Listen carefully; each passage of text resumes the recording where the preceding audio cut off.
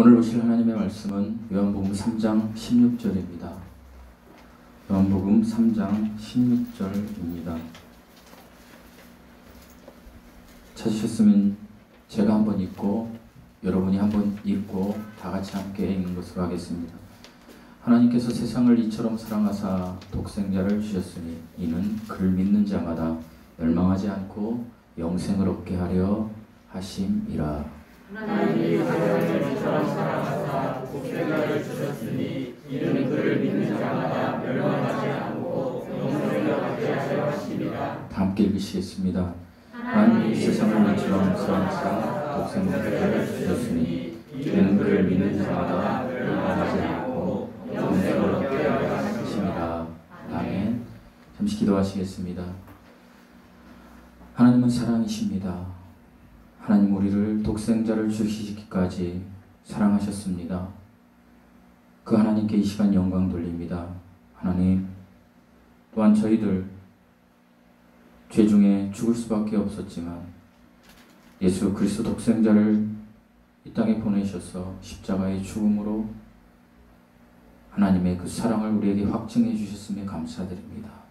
하나님, 하지만 우리의 삶은 믿음이 실제되지 못한 채 우리의 욕심대로 정욕대로 이 땅에서 무언가를 얻으려고 달려갔던 삶들이 많았음을 이 시간 주님 앞에 고백합니다. 하나님, 하나님의 사랑을 먼저 찾고 하나님의 그 사랑을 회복할 수 있는 저희들 되게 하여 주시옵소서. 예배를 통하여 한 심령 한 심령이 하나님의 그 아가페의 사랑을 다시 한번 느끼고 감격하며 남은 인생 하나님께 모든 것을 바치겠다라고 결단하는 시간 되게 하여 주시옵소서. 하나님 그 결단을 통하여 그리고 이 예배를 통하여 우리 하나님만 홀로 영광 받아 주시옵소서. 감사드리며 예수님의 이름으로 기도드리옵나이다. 아멘. 2004년에 76회 아카데미 시상식 단편 영화 작품상 후보로 떠올랐던 작품이 하나 있습니다. 체코 영화입니다. 줄거리를 제가 잠시 소개해드리면 이런 이야기입니다. 이제 이 아버지의 직업은요, 강 위에 있는 다리가 있습니다. 이 다리를 배가 지나갈 때는 들어 올렸다가 그 다음에 기차가 갈 때는 다시 다리를 내려서 철로를 만들어 기차가 가게 하는 그런 일을 하던 아버지였습니다. 그에게는 외아들이 있었습니다. 어린 5살 정도 되는 6살 정도 되는 아들이 있었습니다. 그 아들과 함께 강가에서 이제 이야기를 합니다. 아버지가, 아들아, 이제 기차가 오려면 1시간 정도가 소요될 텐데 그때까지 너는 여기에서 낚시를 하며 고기를 잡고 있으렴. 아빠가 저 다리 조작하는 데 가 있을게. 이렇게 이야기합니다. 그리고 아버지가 그곳을 떠납니다. 아버지가 그리고 떠났는데 잠시 후에 이제 무전이 옵니다. 배가 들어옵니다. 이런 이야기가 들려옵니다. 그러니까 이 아버지가 알겠습니다 하고 이제 다리를 들어 올립니다. 다리를 들어 올리고 배가 그 밑으로 이제 지나가는 것이죠. 그랬는데 그 강가에서 이제 고기를 잡으려고 낚시를 하며 놀던 아들이 강 위를 바라보니까 멀리에서 기적소리와 함께 기차가 엄청난 속도로 달려오고 있었습니다. 그 아기가 아버지를 힘차게 간절하게 부릅니다. 아빠, 아빠, 기차가 빠르게 오고 있어요. 그러나 아버지는 들을 수가 없습니다. 그러자 이 아이가 이제 자기가 거기에 가서 이것을 아버지에게 알리려고 막 달려갑니다. 그리고 나서 장면이 바뀌어서 이제 아버지의 장면입니다. 아버지가 이제 배가 지나가고 이렇게 보니까 저쪽에서 기차가 빠른 속도로 오는 것을 발견하게 됩니다. 아, 기차가 오는구나. 그래서 레버를 작동해서 다리를 내려야 되는데 그때 아들이 먼저 이 기차를 내리기 위해서 오다가 그만 다리 사이에 빠져버리게 됩니다. 그러니까 이 다리를 내려버리면 이 아들은 이제 그 다리에 깔려서 죽게 되는 것이죠. 그 절대절명의 위기에 이 아버지가 울부짖습니다. My God, 영화에서는 그렇게 나옵니다. 오 하나님, 하나님 어찌 이런 일이 있을 수 있습니까? 하면서 어찌할 바를 모릅니다.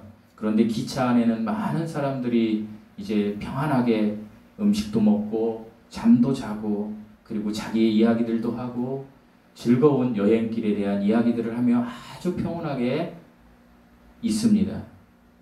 그 장면이 그 안에 들어 있습니다. 갈등하는 아버지 어떻게 할까 하다가 그 아버지의 선택은 레버를 내리는 것이었습니다. 레버를 내리고 다리가 이제 정상적으로 레일을 구축하자 기차가 빠른 속도로 그곳을 지나가게 되었습니다. 아들은 어떻게 되었을까요? 아들은 그 다리 레일에 깔려서 죽게 되었습니다. 그리고 그 아버지는 기차를 향하여 쳐다봅니다. 그럴 때 기차 안에 있던 사람들이 창밖을 보면서 그 절규하는 아버지의 모습을 보면서 웃고 즐기며 그대로 지나갑니다.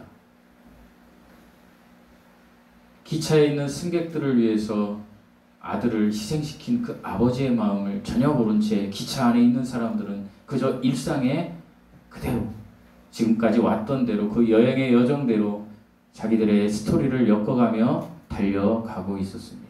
사랑하는 성도 여러분, 이 이야기에 대해서 여러분은 어떤 생각이 드십니까?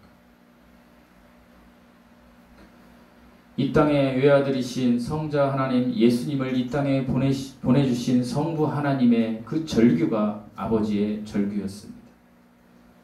아들을 희생시키시고 그리고 그 기차 안에 있는 사람들이 뭔가 깨닫기를 원하시는 그 아버지의 심정. 그러나 기차 안에 있는 사람들은 아무것도 모른 채 그저 기차 여행만 즐기고 가는 그 모습. 사랑하는 성도 여러분, 어찌 보면 이 땅에 사는 우리들이 기차 안에 있는 사람의 모습이고 지금 이 시간 절규하는 아들을 위해서 우리에게 희생시킨 절규한 아버지의 모습이 성부 하나님의 모습일 것입니다. 여러분이 객관적으로 생각한다면 여러분은 어떤 선택을 해야 할까요? 내가 기차의 승객이라면 그 절규하는 아버지의 소리를 듣고 그 아버지가 원하는 것을 들어야 하지 않을까요? 그 아버지가 절규하고 원하는 것은 바로 오늘 요한복음 3장 16절입니다. 내 아들을 희생시켰지만 이 땅에 사는 모든 사람들을 내가 내 아들만큼 사랑하기 때문에 아니 그보다 더 사랑하기 때문에 내가 십자가의 죽음에 내어 주었으니 너희는 믿기만 해라. 이 이야기인 것입니다. 영국의 설교자였던 헨리 무어스라는 목사님이 계십니다. 미국에서 가장 유명한 목사님이라고 하면 무디 목사님이십니다. 무디 목사님이 이제 50대쯤 이 중년에 되어서 영국에 가게 됩니다. 그런데 영국에 가니까 어떤 목사님께서 이런 이야기를 합니다. 우리 이 모임 중에 아주 젊은 목사가 있는데 이 목사가 말씀을 잘 전합니다. 이 목사를 시카고에 있는 무디 교회에 가서 좀 설교할 수 있는 그러한 기회를 주십시오. 무디가 약속합니다. 아, 그렇게 하겠습니다. 그리고 이제 무디가 그 시카고의 무디 교회를 비우게 되는 일이 있어서 영국에 있는 헨리 무어스 그 목사님을 청빙하게 됩니다. 근데 무디의 마음엔 이런 생각이 들었다라고 합니다. 과연 저 젊은이가 어떤 설교를 할 수 있을까? 그런 의문이 들기 시작했던 것입니다. 그렇지만 약속했기 때문에 그가 이제 설교를 그 젊은이에게 맡겼습니다. 그리고 나서 월요일날 설교가 끝난 다음에 무디 목사님이 자기의 사모님, 부인에게 물어봅니다. 그 젊은이 설교가 어땠어요? 그러니까 그분이 이렇게 이야기합니다. 아내가 정말 감동적이었어요. 당신은 늘 공의와 회개와 이 모든 것을 설교했지만 그분은 하나님의 사랑에 대하여 창세기 1장부터 요한계시록 22장까지 모든 사실을 증명해 주었어요. 무디는 궁금했습니다. 그래서 무디가 이제 그 집회에 직접 참석하게 됩니다. 그런데 이 헨리 무어스 목사님이 월요일에서 토요일까지 계속해서 설교를 반복해서 하는데 그 본문 구절이 요한복음 3장 16절이었습니다. 그런데 매일마다 요한복음 3장 16절을 설교하는데 엄청난 그 하나님의 사랑에 대하여 전파된 그 말씀, 그것을 통해서 무디 목사님은 사랑의 하나님을 느끼게 됩니다. 헨리 무어스는 하나님은 선지자와 족장과 거룩한 자기 종들을 보내어 이 땅에 사는 사람들에게 경고했다. 그런데 그들이 말을 듣지 않았습니다. 그래서 마침내 자기 아들을 보내셨습니다. 그런데 그들이 그 하나님의 아들을 십자가에 죽여버렸습니다. 그런데 하나님의 사랑은 거기가 끝이 아니었습니다. 하나님은 자기 아들을 죽인 자들에게 성령 하나님을 보내심으로 하나님의 사랑을 계속해서 그 사람들에게 전하셨습니다. 하나님은 지옥이라는 공포에 쫓기어 천국을 가는 노예를 원하시지 않습니다. 우리 인생의 지옥이라는 그 공포심 때문에 내가 천국을 가는 노예를 원하신다는 것이 아닙니다. 하나님은 하나님의 사랑에 이끌리어서 평안함 가운데 하나님의 아들을 누리기를 원하신다라는 것입니다. 하나님은 요한복음 3장 16절 말씀을 가지고 주인 뒤에 서 계십니다. 저와 여러분 삶에 서 계신다라는 이야기입니다. 우리가 어떤 죄를 짓든지 간에 사랑의 하나님께서 또 다른 대안을 우리에게 마련해 주신다라는 것입니다. 그리고 죄인들로 하여금 사랑의 하나님께로 달려오게 하신다라는 것입니다. 이게 헨리 무어스 목사님의 설교였습니다. 이 설교를 들은 무디 목사님은 그 다음부터는 이런 설교를 했다라고 합니다. 하나님 사랑 안에 거하십시오. 물론 회개와 그리고 거듭남 이런 설교는 계속해서 전해졌습니다. 왜 그러냐면 그 하나님의 사랑이 거듭남 회개가 다 포함된 것이기 때문이었습니다. 하지만 죄 때문에 갈 바를 모르는 사람들, 죄 때문에 하나님도 잃어버린 사람들, 죄 때문에 내가 하나님께 예배드리지 않아도, 하나님께 기도하지 않아도, 하나님의 말씀을 보지 않아도 아무렇지 않다라고 생각하는 사람들에게 하나님의 사랑을 전했다라는 것입니다. 무디 목사님의 일화입니다. 저는 오늘부터 이제 이번 주, 다음 주, 그 다음 주까지 3주 동안 요한복음 3장 16절을 가지고 여러분과 은혜를 나누고자 합니다. 특별히 오늘은 사랑이신 하나님께서 우리를 구원시켜 주신 이유, 그러니까 구원의 동기가 무엇인지에 대해서 나누어 보려고 합니다. 그리고 다음 주에는 사랑이신 하나님께서 우리를 구원해 주시기 위한 방법이 무엇인지에 대해서 여러분과 나누어 보려고 합니다. 그리고 세 번째, 마지막에는 그 사랑의 하나님께서 우리에게 베푸신 그 사랑, 그것의 구원의 결과는 어떤 건지에 대해서 나누려고 합니다. 그러니까 오늘은 사랑의 하나님께서 우리를 위해서 해주신 구원의 동기, 즉 구원의 사유 이유에 대해서 말씀을 좀 나누어 보겠습니다. 16절 말씀을 다시 한번 읽어보시겠습니다. 16절 말씀입니다. 시작. 하나님이 세상을 이처럼 사랑하사 독생자를 주셨으니 이는 그를 믿는 자마다 멸망하지 않고 영생을 얻게 하려 하심이라. 16절 전반부에는 하나님께서 세상을 이처럼 사랑하사 이런 구절이 나옵니다.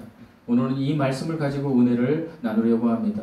여기에서 단어가 하나님, 세상, 이처럼 사랑이라는 네 가지 단어로 쪼개서 제가 말씀을 좀 나누려고 합니다. 특별히 하나님, 세상, 이처럼 사랑 중에 마지막에 나온 사랑에 대해서 여러분에게 먼저 소개해 드리려고 합니다. 하나님은 사랑이십니다. 사랑의 하나님이십니다. 그런데 하나님은 공의의 하나님이시기도 합니다.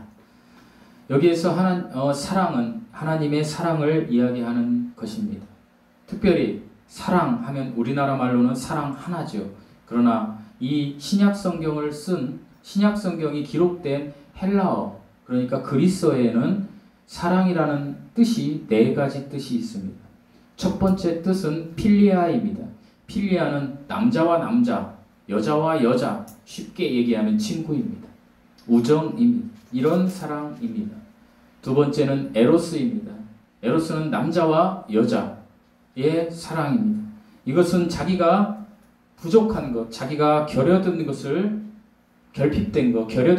상대방에게 얻고자 하는 사랑입니다. 그러니까 남자가 여자를 보면 좋아지게 됩니다. 여자 역시 남자를 보면 좋아지게 되어 있습니다. 자기가 부족한 것이 그 상대방에게 나타날 때 하는 사랑이 에로스입니다. 그리고 세 번째 사랑은 스토로게입니다. 이건 혈육 간의 사랑입니다. 부모와 자녀 간의 사랑입니다. 그러니까 필리아와 에로스와 스토로게는 사람과 사람 간의 사랑입니다. 그런데 사랑하는 성도 여러분, 이 사랑이 완벽할까요? 완벽하지 않습니다. 친구도, 부부도, 부모와 자식도 이 사랑이 완벽하지 않은 이유는 이 사랑 앞에 항상 내가 먼저 있기 때문입니다. 내가 먼저 있고 그 다음에 대상들이 있기 때문입니다. 그래서 이 사랑은 완벽하지 않습니다. 사람들은 이야기합니다. 이 세상에 있는 사랑 중에 가장 큰 사랑은 어머니의 사랑이다. 물론 그렇습니다. 자식을 위해서 목숨을 버리는 어머니들도 있습니다. 하지만 모든 어머니가 그렇진 않습니다. 왜 그렇습니까? 사람에게는 항상 내가 먼저입니다. 그러니까 부모 자식 간에도 나한테 잘하는 자식이 예쁘다라는 이야기들을 어른들이 하는 것을 종종 들어볼 수 있습니다. 뭐 손가락을 깨물어서 안 아픈 손가락이 없죠. 이렇게 이야기하지만 더 아픈 손가락은 있다라는 것입니다.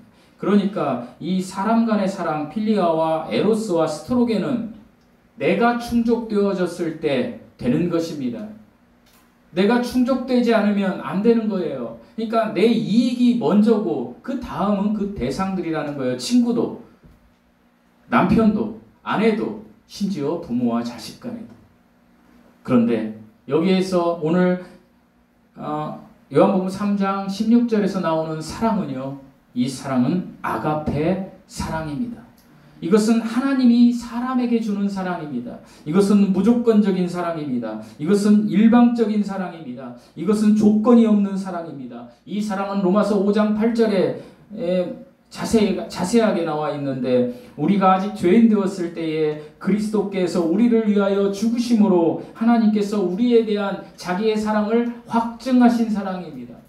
하나님이 제일 싫어하는 것은 무엇일까요? 하나님은 공의의 하나님이라고 제가 말씀드렸습니다. 사랑의 하나님이 50이라면 공의의 하나님도 50인 것입니다. 공의의 하나님은 우리가 창세기부터 이제 말라기까지, 뭐 신약 성경도 있지만 어쨌든 구약 성경 창세기부터 말라기까지 39권을 읽어보면 하나님이 그토록 싫어했던 딱 한 단어가 있습니다. 그게 무엇입니까? 죄입니다. 죄를 너무나 싫어하십니다. 왜 그렇습니까? 하나님은 공의의 하나님이시기 때문이었습니다. 죄를 너무 싫어하는데 이 죄를 사랑하는 존재가 생겨버렸습니다. 그것이 누구입니까? 어떤 존재입니까? 사람입니다. 사람이 죄인이 되어버렸습니다. 그러자 이 하나님께서, 죄를 너무나 싫어하신 하나님께서 죄인된 사람을 버려야 하는데 우리 같으면 버립니다. 필리아 사랑, 에로스 사랑, 스토로게 사랑을 하는 우리 같으면 아마 버릴 것입니다. 저도 제 인생을 살면서 저에게 막대한 아주 손해를 입힌 사람들은 용서할 수 없는 사람들이 있어요. 여러분도 그렇지 않습니까? 우리는 그래요. 그런데 하나님은 그토록 싫어하는 죄를 뒤집어 쓴 죄인들에 대하여 독생자를 보내셔서 하나님의 사랑을 확증하셨다라는 것입니다. 로마서 5장 8절. 오늘 집에 가시면 로마서 5장 8절을 우리가 아직 죄인 되었을 때 이 말에 거기에 자기 이름을 넣고 한번 묵상을 해보십시오. 하나님의 사랑이 얼마나 큰지. 이 사랑이 아가페 사랑입니다. 오늘 요한복음 3장 16절은 이 사랑을 이야기하고 있는 것입니다. 요한복음 3장은 이 사랑을 이야기하고 있는 거예요. 이 사랑에 대하여 우리는 좀 말씀을 나누고자 합니다. 그래서 구원의 동기는 하나님의 사랑입니다.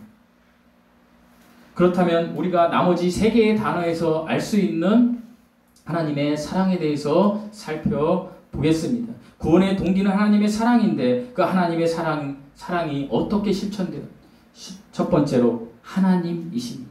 우리 16절 다시 읽어보시겠습니다. 16절 전반부 이처럼 사랑하사까지만 다시 묵상하겠습니다. 시작. 하나님이 세상을 이처럼 사랑하사. 세상을 이처럼 사랑하사를 빼고 한번 묵상하시겠습니다. 시작.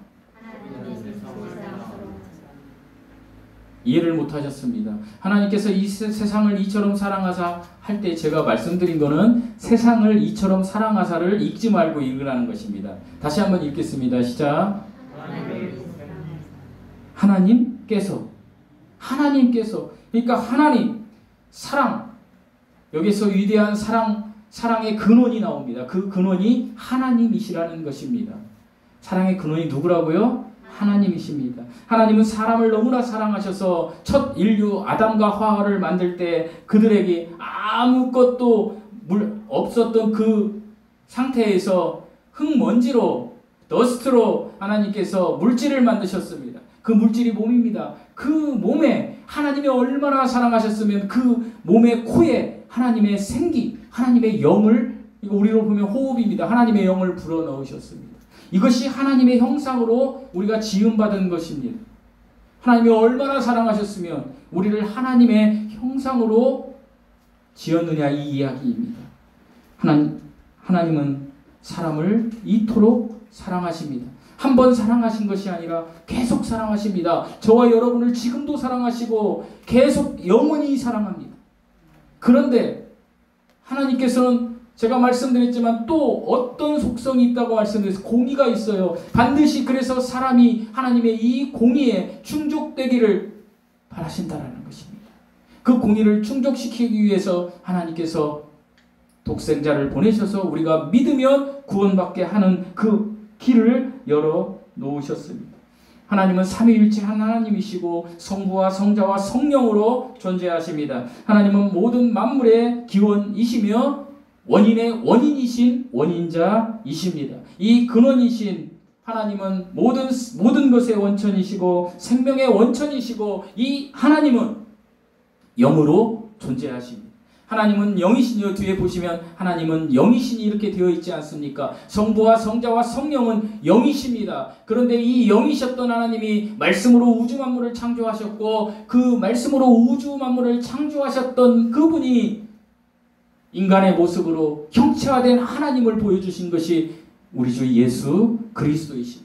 그러니까 그리스도는 하나님이십니다. 이사야서 9장 6절에서 너무나 명백하게 이렇게 설명하고 있습니다. 이는 한 아이가 우리에게서 낳고 한 아들을 우리에게 주신 바 되었는데 그의 어깨에는 정사를 메었고 그의 이름은 기묘자라 묘사라 전능하신 하나님이라 영존하시는 아버지라 평강의 왕이라 할 것이니 그리고 골로새서 1장 19절에서는 아버지께서는 모든 충만으로 예수 안에 거하시고 그러니까 하나님을 본 사람이 있습니까? 없습니다. 이렇게 이야기할 수 있습니다. 하지만 하나님을 본 사람이 있습니다. 누굽니까?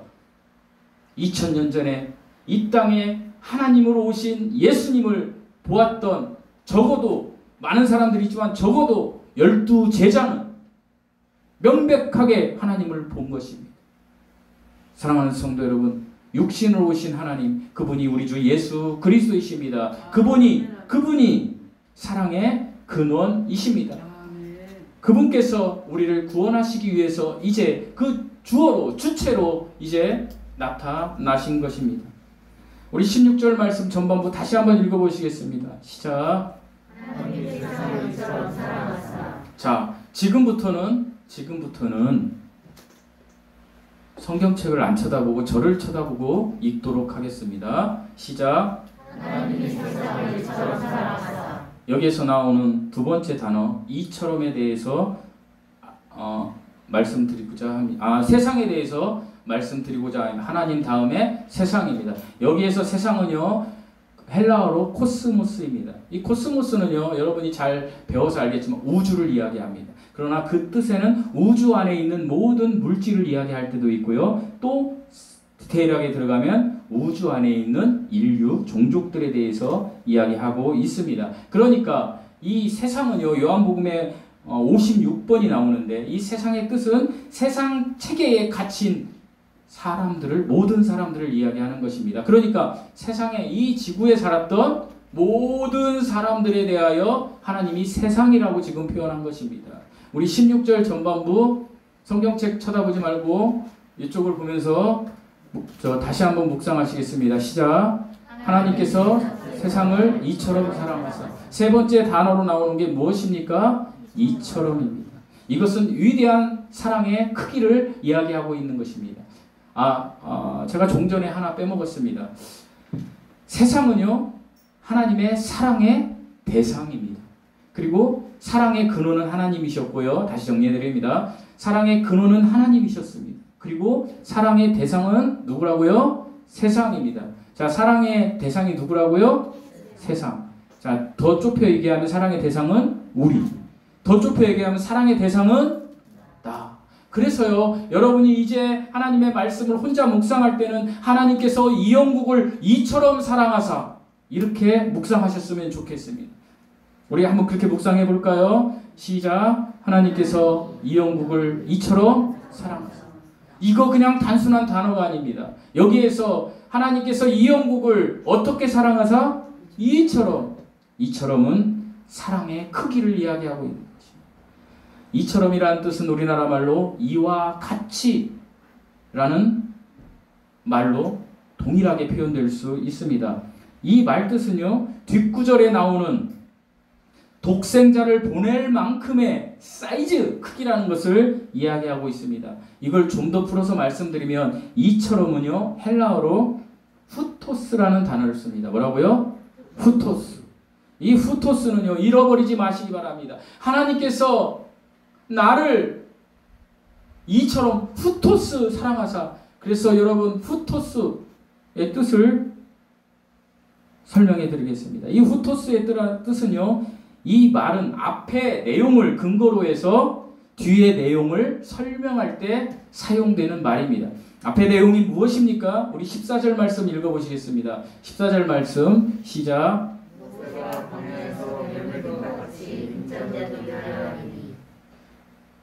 14절에 나오는 불뱀에 물려 죽어가는 사람들을 위하여 노뱀을 들도록 하셨던 것처럼 믿는 자마다 영생을 얻도록 하시기 위해 예수 그리스도가 십자가에 들려야 할 텐데, 이는 하나님께서 나를, 저뿐이 아니고 세상 사람들, 그러니까 여러분의 관점에서는 나입니다. 세상에 있는 모든 사람들, 나를 너무나 사랑하시기 때문이라는 그 크기를 이야기하는 것입니다.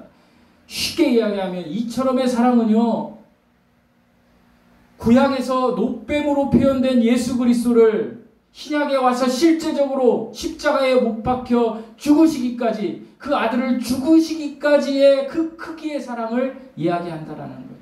독생자를 버리시기까지의 사랑, 얼마나 큰 사랑입니까? 누구를 위해서 이렇게 하셨다고요? 저와 여러분을 위해서 이렇게 하셨다라는 것입니다. 하나님은 저와 여러분을 향한 끝도 없는 사랑을 표현하신 것입니다. 이것이 아가페의 사랑입니다. 이것이 요한복음 3장에 나오는 사랑입니다. 하나님이 우리를 향한 위대한 사랑입니다. 하나님이 사람을 향한 하나님의 이 사랑은 예수 그리스도의 십자가 고난을 통하여 절정에 이르렀습니다. 그리고 예수 그리스도가 십자가의 죽으심으로 끝나버렸으면 아무것도 아닌데, 그 예수 그리스도는 하나님이셨기 때문에 십자가에 죽으시고 사흘 만에 부활하셨습니다. 이 부활하신 하나님이 저와 여러분의 구세주이십니다. 우리가 믿는 하나님이십니다. 이 하나님은 실제하십니다. 지금은 이 하나님께서 그 다리 난간 밖에서 통곡하던 목소리로 울고 계시지만, 이 하나님은 우리가 죽은 뒤에는 반드시 심판주로 오신다라는 사실을 잊지 마십시오. 이것도 사랑입니다. 왜 사랑입니까? 하나님은 우리를 하나님의 형상으로 만들었습니다. 하나님의 형상으로 만들 때 우리가 자유롭게 선택할 수 있는 의지를 주셨습니다. 그러니까 이 세상에 그 기차 안에 있던 사람들이 세상 것만 생각하고 그 아버지의 심정을 모르고 그 아버지의 말씀을 안 믿고 그냥 죽어버리면 그 죽는 것조차도 그 의지조차도 하나님이 인정해 주시는 사랑이라는 것입니다. 우리 측면에서 보면 무서운 심판이지만 하나님 관점에서 보면 그것도 사랑입니다. 여러분. 하나님은 지금 우리에게 통곡하며 우리가 이 땅에서 호흡할 동안에는 하나님 우리를 찾으십니다. 그리고 이미 이 하나님의 통곡의 소리를 들으신 분들이 있습니다. 저와 여러분처럼 이 통곡의 소리를 듣고 그 하나님 그 아버지의 심정을 같이 인생길에서 공유하며 나가는 사람들이 있습니다. 그들이 바로 성도요 그리스도인입니다. 저와 여러분입니다. 그렇다면 우리는 어떻게 이제 살아가야 할까요? 그 하나님의 심정을 가지고 우리는 그 심정이 무엇입니까? 그 하나님이 우리에게 사도행전 1장에 무엇을 하라고 했습니까? 너희는 예루살렘과 사마리아 땅 끝까지 뭘 하라고요? 복음을 전하라고 했습니다. 여러분의 일터가 복음을 전할 때에 여러분이 그 하나님의 심정을 아는 사람입니다.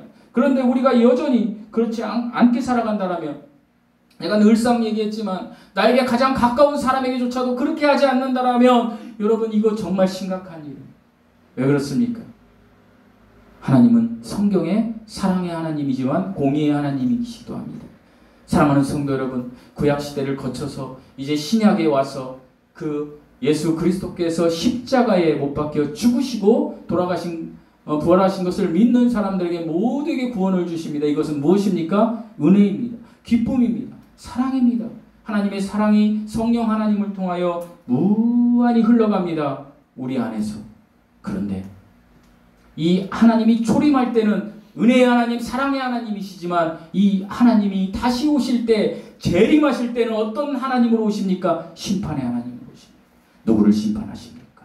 예수 그리스도를 믿지 않는 자들을 지옥으로 심판대에 보내는 것입니다. 그러면 우리는 안전합니까? 안전합니다. 그런데 안전해서 우리는 그러면 예수님을 믿고 티켓을 탄 다음에 내 마음대로 세상 사람처럼 살아도 됩니까? 안 됩니다. 왜 안 됩니까? 하나님을 믿는 사람은 하나님의 속성을 그 안에 간직할 수밖에 없습니다. 하나님의 속성 중에 가장 큰 속성이 무엇인지 아십니까? 거룩입니다. 뭐라고요? 거룩입니다. 그러니까 구원받은 사람은 이전에 살았던 삶에서 돌이켜지려는 어디로? 거룩을 향하여 돌이켜지려는 삶을 살 때에 그가 진짜 씨앗이라는 것입니다. 나머지는 가짜 씨앗입니다. 여러분, 가짜란 말을 사용하면 안 좋다 그러는데 제가 요한복음 3장 16절을 모니터하다 보니까 이제 하늘나라에 이미 가신 하용조 목사님께서 이 3장 16절을 설교하는 내용을 제가 50분 동안 들었어요. 그런데 그 가짜란 얘기를 6번 했습니다. 전 놀랐습니다. 저는 한 번도 내가 가짜 이야기를 하면서도 내가 성도들한테 너무 위압감을 주는 거 아닌가 이런 생각을 했습니다. 아니더라고요.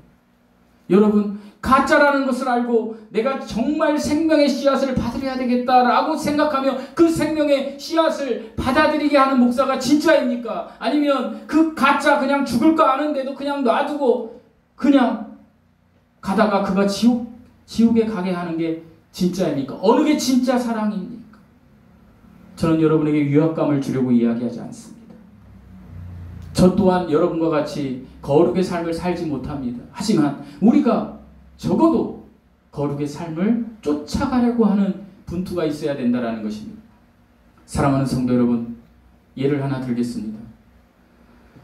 남자와 여자가 결혼을 해서 연합해서 이제 예쁜 새 생명을 탄생했습니다.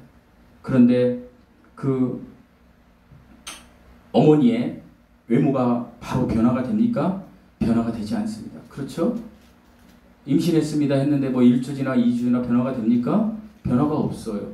그런데 이게 이제 3개월이 지나고 5개월이 지나면 어떻게 됩니까? 변화가 생깁니다. 배가 막 불러집니다. 자기 외모가 이제 자기가 주체할 수 없습니다. 그런데 그 어머니는 어떻게 하고 다닙니까? 그 배를 압박붕대를 막 묶어가지고 그리고 옛날 그 처녀 때 몸으로 막 여기에 기미 낀 거 이런 거 다 화장으로 지우고 그러고 다닙니까? 그런 사람도 있습니다. 그런데 대다수의 어머니는 그렇게 하지 않습니다. 왜요? 생명을 품었기 때문에 내 외모가 어떻게 되든지 간에 그 어머니는 임산부들이 대표적으로 어떻게 하고 다닙니까? 이렇게 하고 다닙니다. 자랑하고 다닙니다. 왜 그렇습니까? 생명을 품었기 때문에 자랑하고 다닙니다. 우리가 그리스도의 생명을 품었다면 우리는 변화되어야 한다라는 이야기입니다.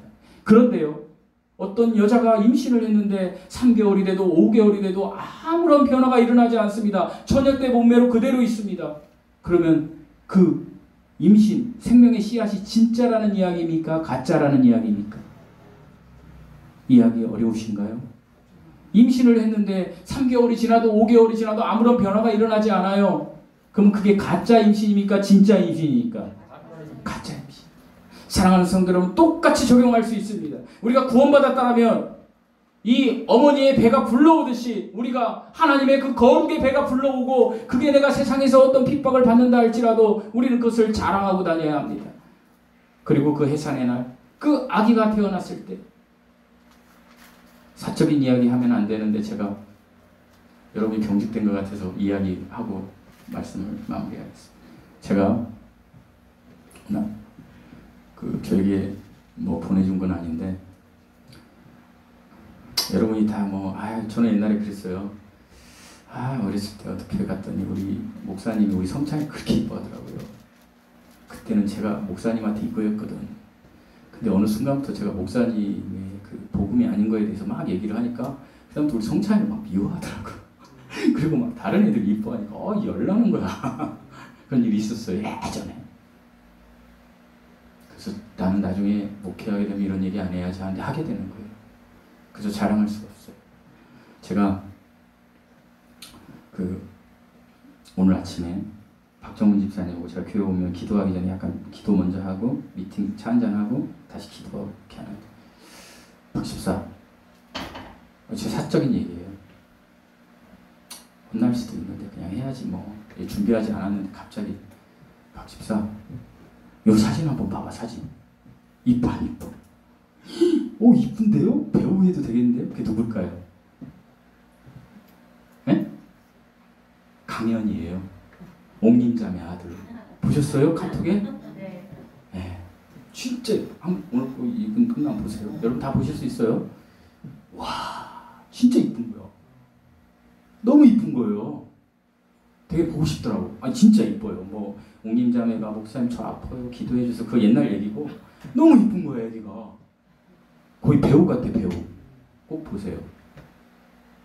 너무 기쁜 거예요. 제가 간증하는 거예요.